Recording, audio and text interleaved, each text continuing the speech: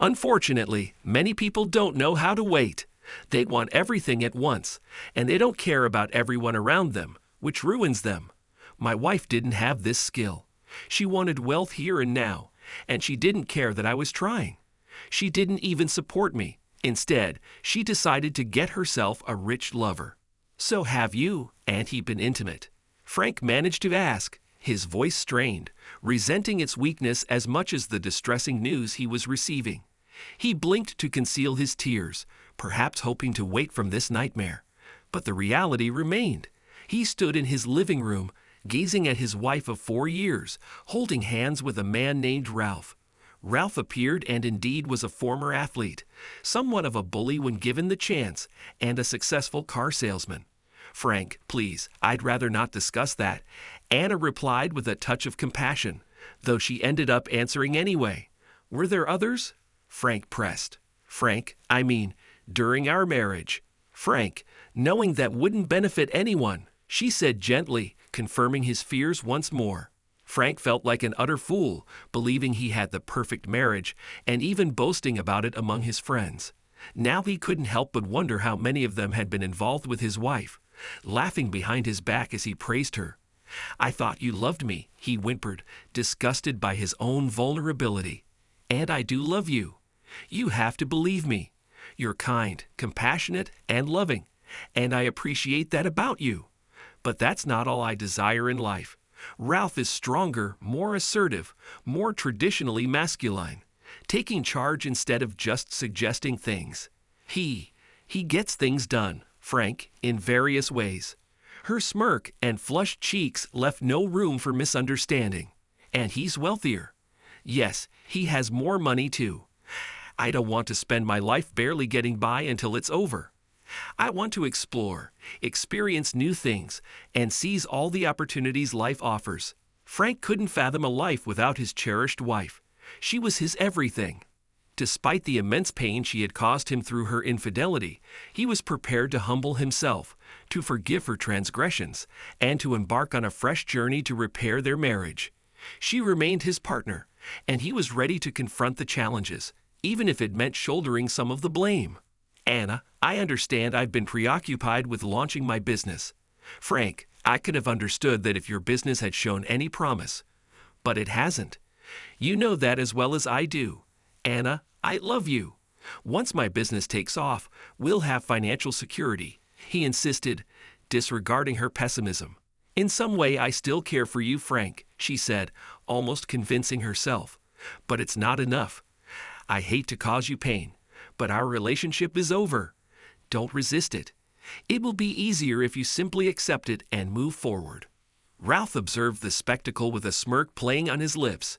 He could easily outmatch Frank, even with one hand tied behind his back, and Frank was fully aware of it.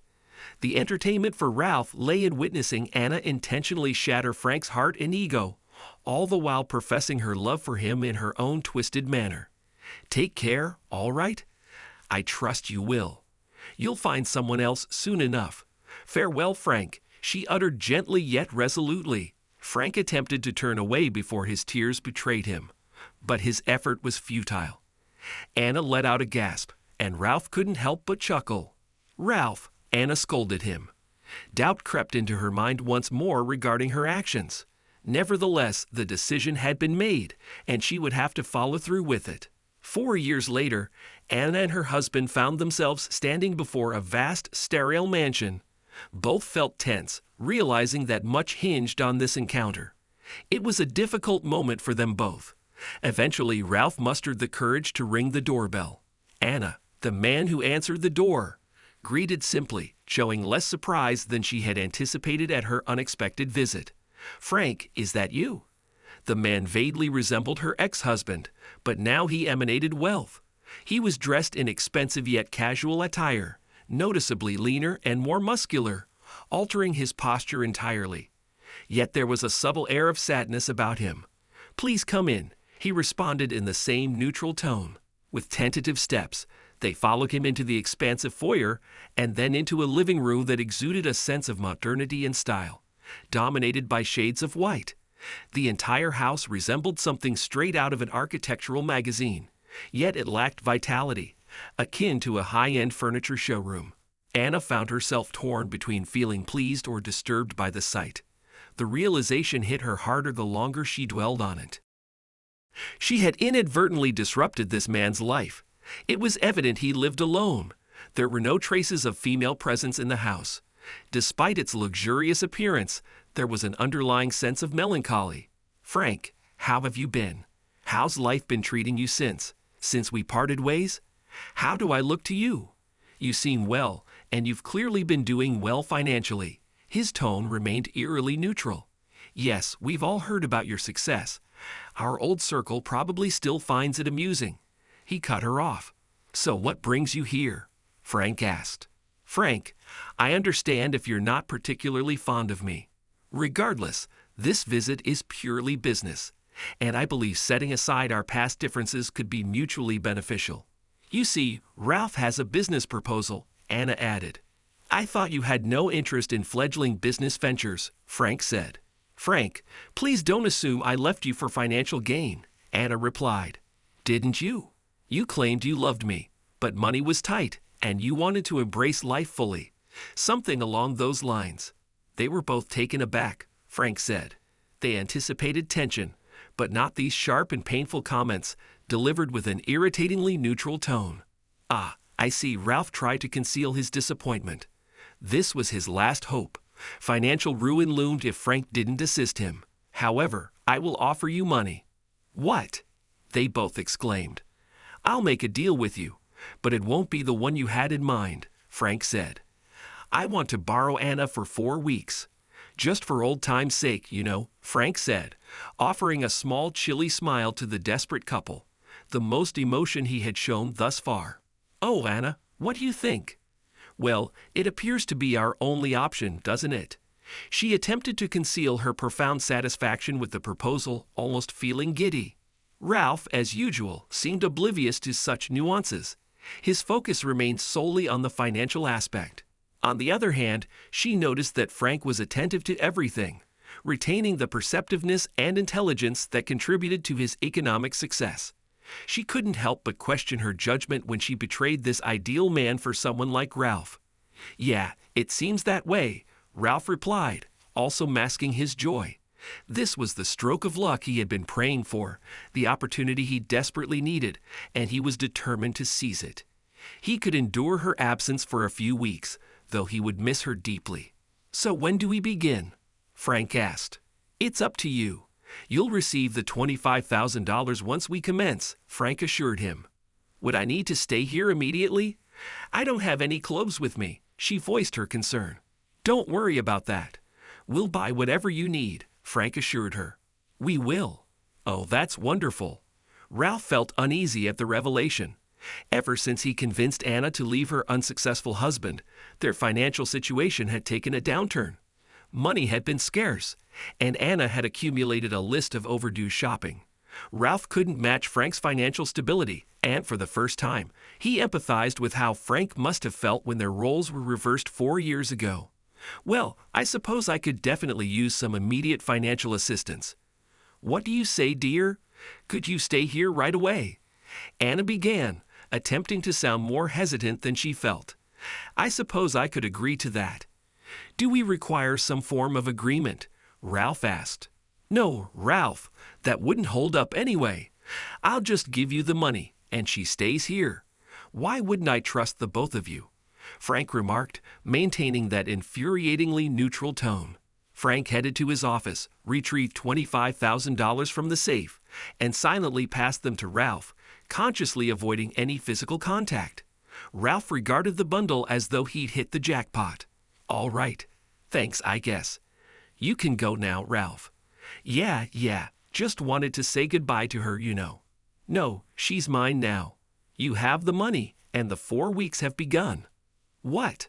"Oh, all right." Frank almost felt sorry for him. Perhaps he sensed it himself. "Okay, I'll go then," Ralph said, astonishingly, without any further argument. Frank returned to where Anna awaited. "Ah, there you are. Where's Ralph?" Instead of responding, he simply approached her, cradled her head in his hands, and kissed her deeply and passionately, encountering no resistance whatsoever. After a brief hesitation, she began to actively participate, even enthusiastically. Yes, she recalled. No one kissed quite like Frank. She also remembered his unmatched foot massages, culinary skills, and tender, caring lovemaking.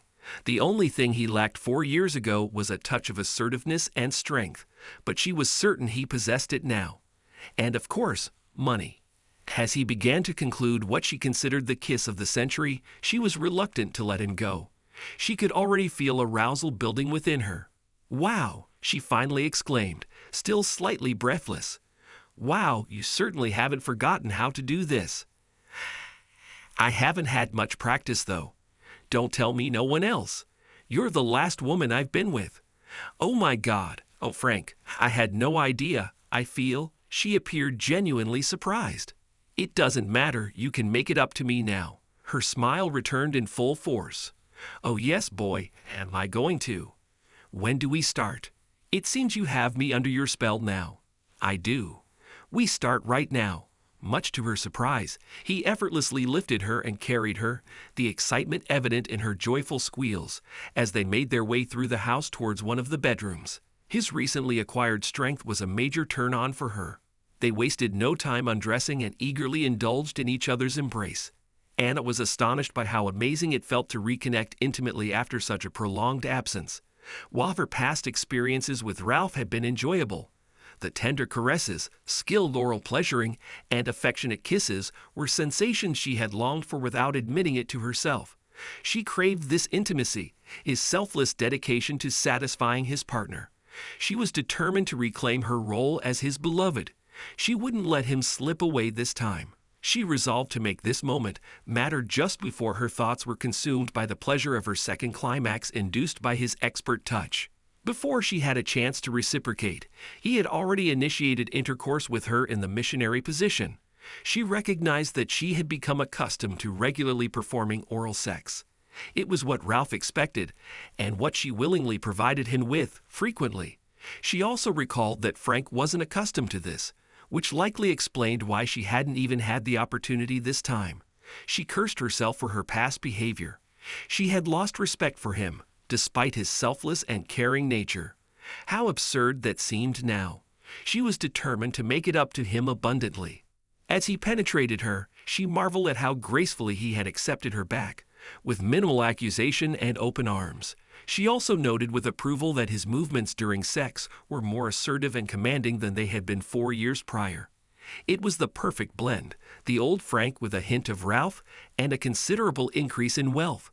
What a man, she thought, before his expert lovemaking transported her into a state of blissful oblivion. After lying together for a while, basking in the afterglow of intimacy, she found her voice again. "Wow, that was much needed," she said, stopping herself from dwelling on how much she had missed it. Better to focus on the present, she thought.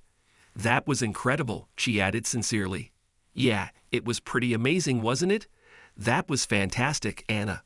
Yes, surprisingly, tears welled up in her eyes. "Thank you, Frank, for everything." He simply nodded, his expression unreadable to her. Something had shifted, but she couldn't quite grasp what. Still, everything felt wonderful. "So, my dear, it's 4 in the afternoon. What shall we do with the rest of the day?" "Oh, I feel so content. I think I'll just relax and shopping?" he interjected, knowing it would excite her. It always did. Instantly she was wide awake. "Do you think we could?" I think." He paused dramatically. "Why not?" "Yay. Okay, I'm racing you to the shower." She leaped out of bed with enthusiasm, her smile infectious. "Oh, by the way, where's the shower?" Looking around, still slightly bewildered by the vastness of the house and their bedroom, she asked, "That door. Wow." The bathroom alone seemed as large as Ralph's living room. A solitary tub sat in the center, and an open shower without a stall stood next to an enormous window, offering a breathtaking view. She could definitely get used to this. In fact, she resolved inwardly she would. She would ensure she never let go of this wonderful man again. The subsequent shopping excursion fully met all her remaining feminine desires. After impulsively splurging thousands of euros on clothing and essential items, she reaffirmed how much she would relish her revived relationship with her former love. There were no concerns, no haggling over prices, no need for explanations or debates. It was straightforward. She desired something, and she acquired it. Around 7 o'clock, they opted for a high-end restaurant, and she nearly burst into laughter with joy upon realizing that Frank wasn't fazed by the prices at all. That was definitely working in her favor. Annoyingly, Ralph disrupted her newfound state of contentment by calling her on her old, inexpensive Android phone. She simply dismissed the call. Not now, she thought, before affectionately smiling at Frank once more. Anna effortlessly adapted to the new lifestyle without any difficulty. Before long, a sleek new convertible was waiting for her in the garage. Her wardrobe underwent a complete overhaul, and she acquired a brand new iPhone. They engaged in intimate relations at least once daily, and the experience remained as exhilarating as their initial encounter. Despite his prior claim of 4 years of celibacy, his performance had notably improved, or perhaps Anna's perception had shifted. Perhaps she now valued him for who he truly was all along, or maybe she respected him more due to his wealth. Regardless, everything felt splendid. Her idyllic existence was regularly interrupted by Ralph's incessant calls and messages, which she found as bothersome as swatting away a fly. Swiftly changing his contact name from hubby to Ralph was a deliberate move signaling his diminishing role in her life. Though she occasionally entertained his calls and replied to his texts, she was resolute in freeing herself from him once they met face to face again. Life with Frank was incomparably superior. To her surprise, things took a turn for the even better within days.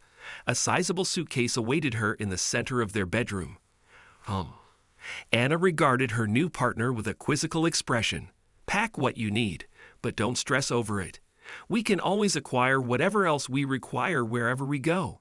Oh my goodness, she exclaimed. Where are we off to? What do you think about starting with European capitals? Rome, Paris, Vienna. Before he could finish, she interrupted him with a whoop of delight, and he smiled contentedly. It was a delightful moment for both of them. In the weeks that followed, they enjoyed sightseeing, shopping, and passionate moments in Rome and Paris, culminating in a luxurious trip to the Maldives. Anna couldn't imagine being any happier. She felt like she might burst with joy as she basked in the afterglow of their intimate encounters. With her man by her side again, she felt as though she had corrected a major mistake and was now living a life beyond her wildest dreams. Surprisingly, they avoided discussing their past, and his expanding business didn't seem to demand much of his attention. Instead, he devoted all his time to her, which made her pleasantly surprised and content. After reveling in pure happiness for a few weeks, Anna found herself back in their opulent residence. She regarded it as their home, though she aimed to infuse it with her own feminine touches soon. At this point, she was more deeply enamored with Frank than she had ever been with anyone else. This life, this man, constituted her sole desires and necessities. Her responses to Ralph's persistent attempts to reach her had gradually diminished, unfortunately leading to an influx of more messages, pleas, and promises from him. She acknowledged the pain she was causing him and was determined to release him from it once they met face to face again. She was now fully Frank's partner, as she should have been all along. Ralph was merely a misstep, a fleeting deviation. She reclined on the deck, basking in the sun and enhancing her already impressive tan, when the doorbell interrupted her tranquility. Unexpected visitors didn't bother her much. She relied on Frank to handle such matters. She was unequivocally his woman, placing complete trust in him. A shadow obstructed the sunlight, prompting her to reluctantly open her eyes. Ralph! She had little desire to engage with him. He held no significance in her life anymore, yet she recognized the need to confront him eventually. Anna, he uttered, his expression conveying profound discontent. However, his emotions held little sway over her now. She failed to see the parallel to her own demeanor upon departing from Frank 4 years earlier. Oh, Ralph, not the most eloquent response, she admitted. The truth was, she had little to say to him. He belonged to her past, a fact she hadn't explicitly communicated yet. You could have at least responded to a few of my calls or texts, you know. Ralph, things have changed. Ouch, that was painful to see written all over his already anxious face. Clearly he had anticipated what was coming and would handle it as poorly as Frank had 4 years prior. What are you saying? He choked out. She hoped he wouldn't embarrass himself by begging or crying. Her esteem for this failure was already minimal, even before a humiliating display. Well, Frank and I have reconnected. I intend to be with him. Let's try to make this as swift and painless as possible, okay? Damn, he was on the verge of tears. Even the old Frank from 4 years ago had displayed more composure than the wreck of a man before her. You can keep almost everything in the divorce. I just want a few personal items. Anna, you can't do this. I love you. Anna, please. Damn this. I love you. Anna, please. Damn, this was going to turn ugly, she asked sternly. The same man who is ready to exploit me for a few €1,000. Anna, we both agreed to it. You can't blame me for that, Ralph pleaded. Ralph, she said, attempting a different approach, aiming for empathy. Frank and I have come to realize that we still have feelings for each other, and he's wealthier. He cut her off.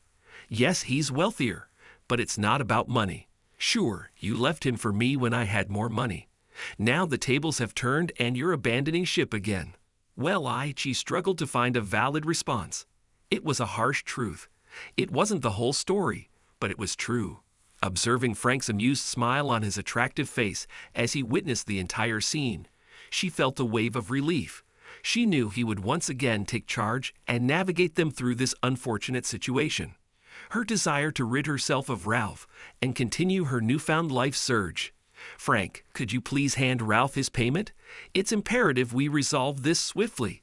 Absolutely, Frank replied. Ralph, here's your $25,000. I'm certain it will be of great assistance to you. Seriously? Ralph's tone turned slightly furious.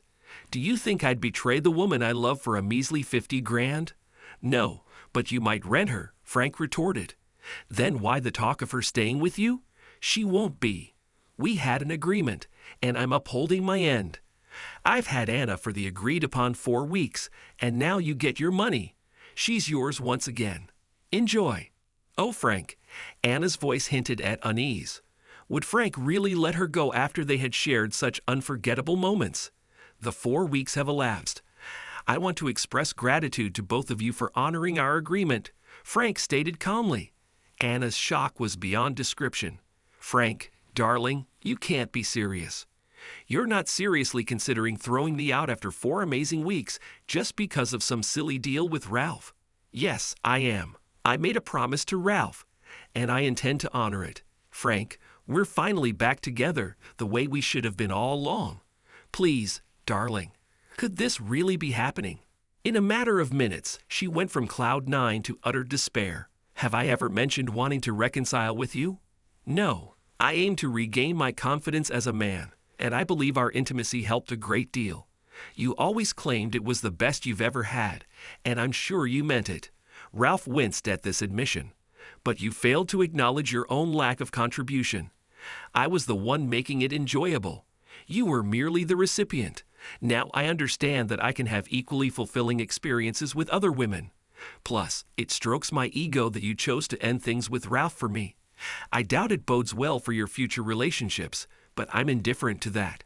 It certainly benefits mine, whoever that may be. Anna could only manage a feeble response, still struggling to come to terms with the sudden turn of events. Perhaps I also intended to demonstrate to you what you might have experienced if you had chosen to stay 4 years ago. I'm certain the past 4 weeks we've spent together will leave you with fond memories, even as you reside with Ralph in a modest apartment, struggling to make ends meet. Additionally, I wanted to highlight how readily both of you were willing to abandon ship yet again at the first sight of a better opportunity. I can't believe, she stuttered. Ralph, would you kindly assist her in packing her belongings? He addressed his ex-wife. You can keep the clothes I purchased for you. All is not lost, you see. You now have a new phone and wardrobe, a glimpse of the better life you could have led, while Ralph has $50,000 to squander on frivolous business ventures. Frank wasn't taken aback by Ralph's lack of enthusiasm about the situation. While he had regained his partner, it was evident that she had designated him as her second choice. Her swift abandonment of Frank for Ralph mirrored her potential to do the same to Ralph. The prospects for their relationship were uncertain, at best, especially considering Anna's acknowledgement of the superior intimacy she had shared with Frank. Both Ralph and Anna understood that their relationship was doomed. Unlike her partners, Anna was determined not to degrade herself with futile pleas. Quietly and with a stoic demeanor, she took Ralph's hand and led him to the bedroom they had briefly shared with Frank. Despite the turmoil in her life, she resolved not to cry. Ralph assisted her in packing her belongings, including a suitcase still bearing the airline sticker from their return flight from the Maldives, serving as a bitter reminder of her failure. As Ralph silently carried the suitcase to his car, Anna stole a glance at Frank, who remained expressionless. She couldn't blame him for his reaction to her actions. Admiring his grace and intelligence in seeking retribution, she envisioned the fortunate woman who would win him over. With a brief smile and a nod, she followed her soon-to-be ex-partner to the car. The journey back home was marked by silence.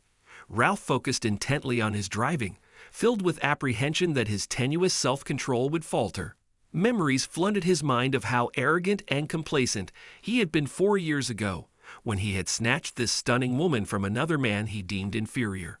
Fate had reversed roles, leaving him as the ultimate loser in business, love, and life. Anna gazed out of the window, seeing Frank both as he was today and as he had been 4 years prior. He had undergone significant changes, financially, physically, and in demeanor. Although he still ignited passion within her, his motives were now driven by a desire to bolster his own confidence rather than genuine love for her. Once he had loved her wholeheartedly. Now that love seemed non-existent. Observing Ralph's stern expression, Anna realized she had inflicted considerable damage upon him as well. Suddenly, she found herself questioning her own character. Was she truly so shallow? Would she continue to discard men who didn't meet her exacting financial standards? Twice now, she had abandoned relationships for what she perceived as better prospects, yet it hadn't brought her happiness. Perhaps it was time to explore a different approach. Frank came to the realization that he was now genuinely liberated.